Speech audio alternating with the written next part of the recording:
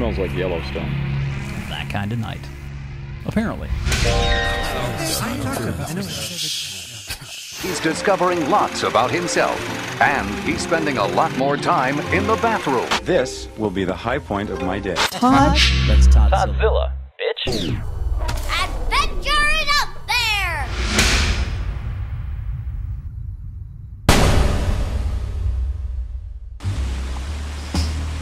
On the last episode of the expat, I had been kicked out of a party hostel.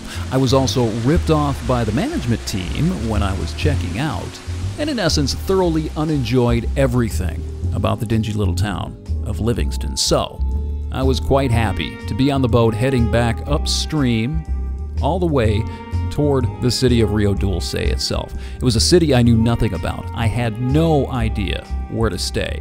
So when the boat pulled in to the Casa Perico hostel, and I looked around and saw just how beautiful and tranquil it was, and learned that they had vacancies, yeah, I was getting out. I was going to be staying there for a day or two.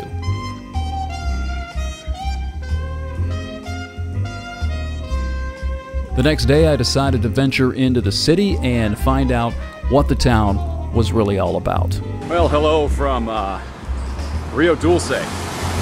Sweet river, apparently. And I picked exactly the wrong time to come to Rio Dulce. I've been on this river all the way up to Livingston on the Caribbean for about 4 days now. Actually 5. And as you can see, absolutely no sun whatsoever at all. Ever. Maybe 10 minutes. So I've decided to forego my original idea of going to Toddzilla to learn to dive.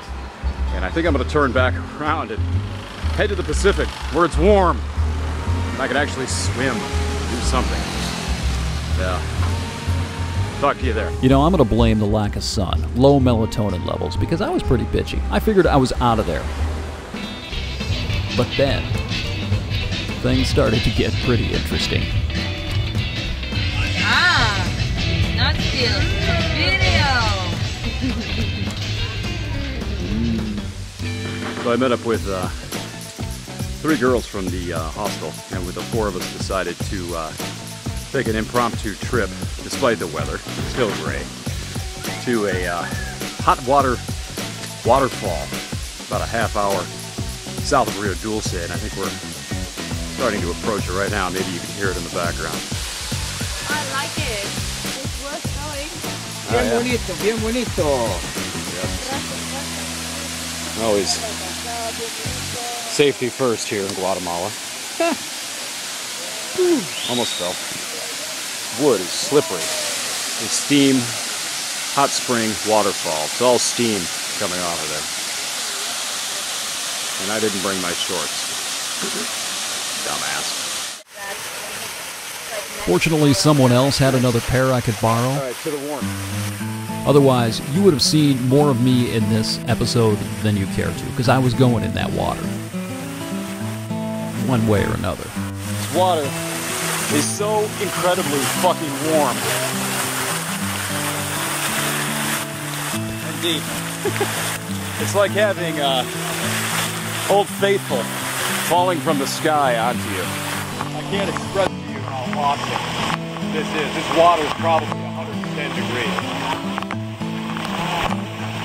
It's like taking the best hot shower fucking life. Little cave under there as well. Juliet. Adventurous German I think I've ever met. You know, there are a lot of reasons to go traveling. You can see the world, learn about cultures, learn a language. The reasons are literally endless. Yep.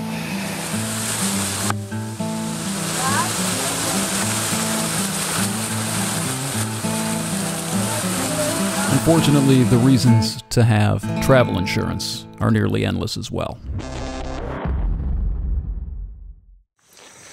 Well, Juliet had an accident on the rocks back there and has broken a few of her toes. Had to carry her half the way, 3/4 of the way, and he's taking her the rest of the way. Hopefully get to a doctor somewhere.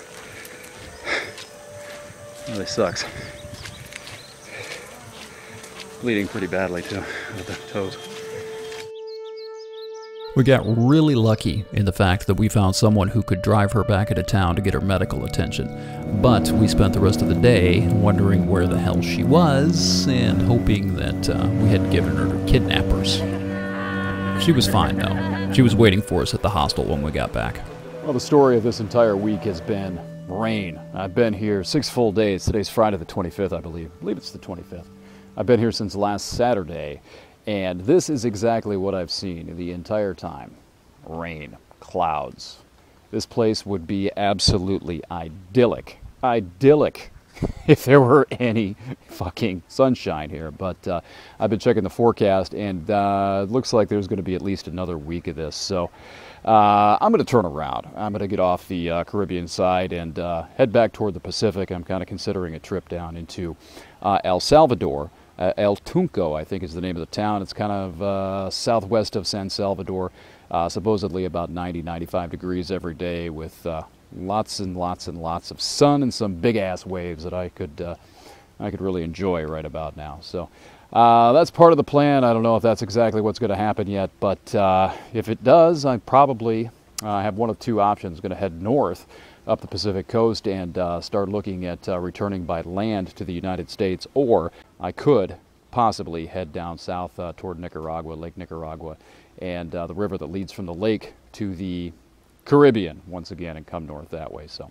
we'll see. I have a few decisions to make, but the first one's been made. I'm getting the fuck out of here. I'm sick of the clouds. Holy fuck, sun. Ask and thou shalt receive. Just as it starts to go down. In case you missed it, Jesus, friend of the show. That last night spent at the Casa Perico featured a special guest. Don't let him bite your foot. Please not. I still have no idea what the hell this thing was, but he was cool, and I want one.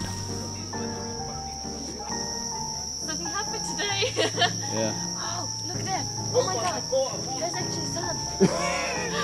As the sun goes down, it shines. Now don't worry, he wasn't electrocuted. He's smarter than most people I know.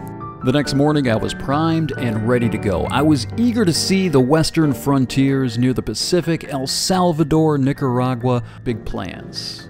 You've heard about me and plans, right? Well, Saturday morning, Juliet and I decided to change hostels and caught Casa Perico's boat into Rio Dulce. I checked into Bruno's, which is a decent hotel/hostel located right next to the bridge with the added amenity of the Jake Break Saloon, a fantastic little bar popular with the expat locals and one that turned out to be fortuitous. When I checked my messages, I found an email from Adil, whom I'd hung out with earlier in the month at the Zephyr Lodge near Samuk Champagne in Lanquin. And surprise, he was in Rio Dulce. Adil was a really interesting cat. He was a Moroccan national, but lived in Paris and had been traveling the world non-stop for over 2 years. He was in Central America beginning the last leg of his world tour and heading south toward Patagonia. He'd been co-owner of some sort of tech business in France, and his partner had bought him out, making him quite a bit of money.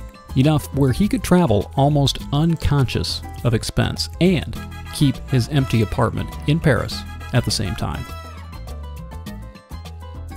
Early that afternoon, Adil and I were having drinks at the Jake Break, discussing perhaps going to Honduras, El Salvador, and Nicaragua, when we met Albert, a 60-year-old Canadian expat who was having a conversation with a small group of young, crusty vagabond types about selling them one of his 3 sailboats.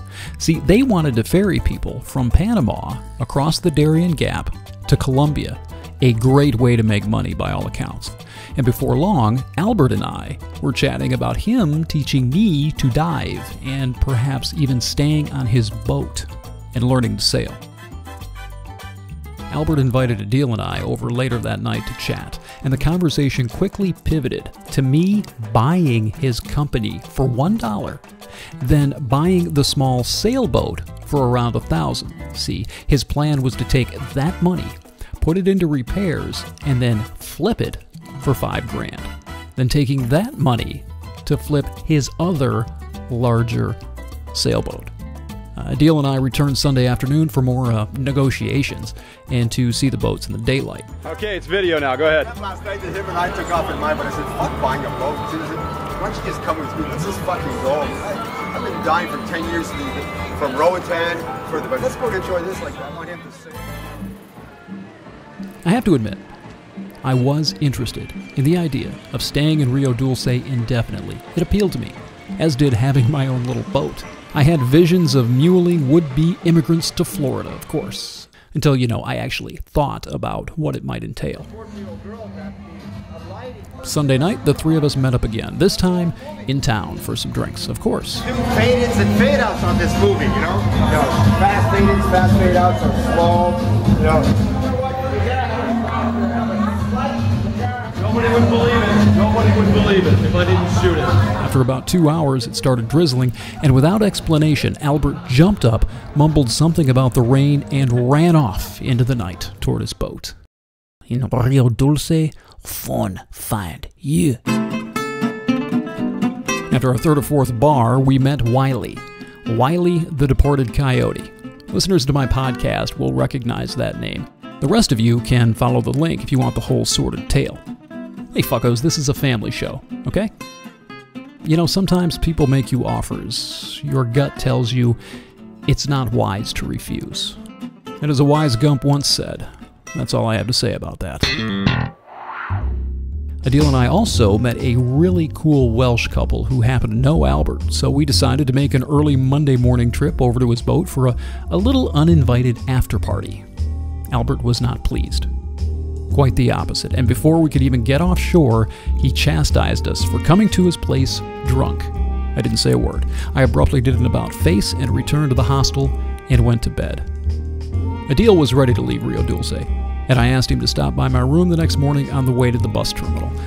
And by 9 a.m. Monday, we were on the southbound bus, headed toward Honduras, fuckers. The Toddzilla X dispatch. ToddzillaX.com or a Toddzilla X on Facebook. It's just a ride, fuckers. Quit taking yourself so seriously.